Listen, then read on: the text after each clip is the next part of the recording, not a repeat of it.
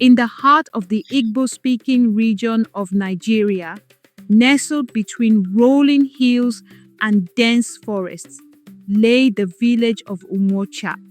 It was a place where the air smelled of earth after rain, and the sounds of children playing echoed through the compound walls. The villagers lived simple lives, bound by tradition and the wisdom of their ancestors. But one day, something strange happened, something that would change the life of a young woman named Chiamaka forever. Chiamaka was known throughout Umuocha for her kindness and hard work. She helped her mother sell cassava at the market, tended to her younger siblings, and still found time to weave beautiful baskets that she sold to traders passing through the village. Despite her efforts, her family struggled. Her father had passed away years ago, and her mother's health was failing. Chiamaka often prayed to the ancestors for a way to ease their burdens. One evening, as the sun dipped below the horizon, a visitor arrived in Umuocha. It was Chiamaka's aunt, Neoma, a woman who had left the village years ago and rarely returned. Neoma was dressed in fine clothes, her wrists adorned with gold bangles and her head wrapped in an expensive girdle. She carried an air of mystery, and the villagers whispered about her sudden return. Neoma visited Chiamaka's family that night, bringing gifts of dried fish and yams. She pulled Chiamaka aside and handed her a small, intricately beaded necklace.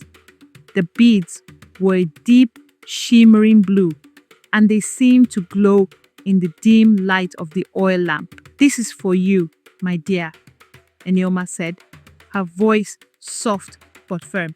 "Wear it, and it will bring you good fortune. But remember, it is a gift from the spirits. Treat it with respect." Chiamaka hesitated. She had heard stories of gifts from spirits. Some brought blessings, while others carried curses.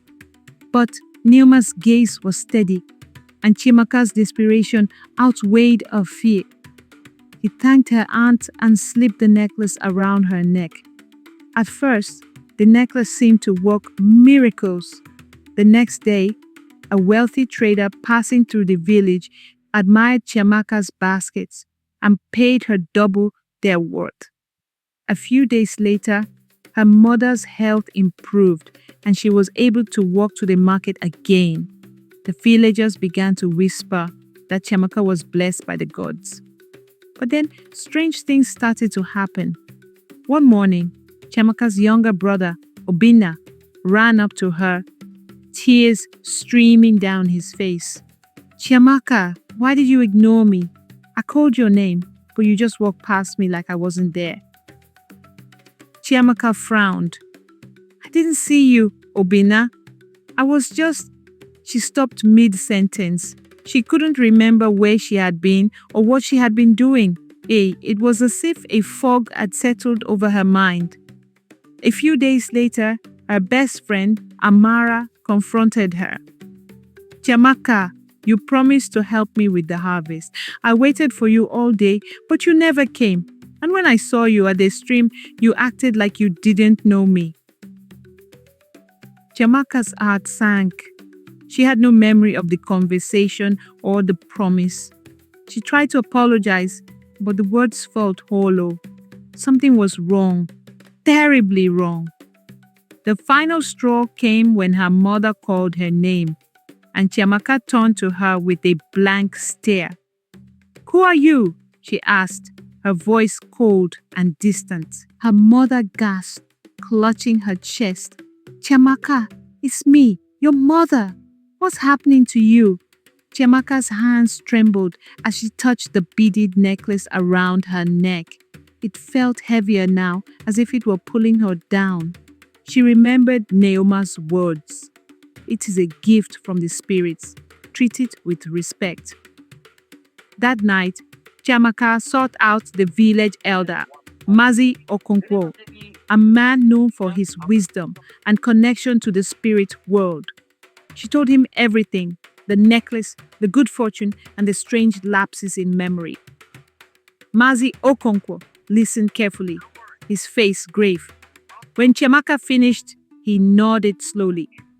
This necklace is not a blessing, my child. It is a curse. The beads are tied to the spirit of forgetfulness. Each bead represents a memory it will steal from you. If you do not remove it, you will forget everyone and everything you hold dear. Chiamaka's eyes filled with tears. But how do I break the curse? Mazi Okonkwo sighed. You must return the necklace to the spirit who gave it. But be warned, the spirit will not give up its prize easily. You will need courage and the help of the ancestors. Voice, cold and distant. With Mazi Okonkwo's guidance, Chiamaka prepared for the journey to the spirit's shrine deep in the forest. She carried offerings of kola nuts, palm wine, and a white hen as the elder had instructed. The path was dark and treacherous, but Chiamaka's determination kept her going. When she reached the shrine, she placed the offerings at the base of an ancient iroko tree and called out to the spirit, I have come to return what is yours. Please release me from this curse. The air grew cold and a voice echoed through the trees. Why should I release you? You accepted my gift willingly. Chiamaka stood her ground. I did not know the cost. I only wanted to help my family. Please take the necklace and let me keep my memories. The spirit laughed, a sound like rustling leaves.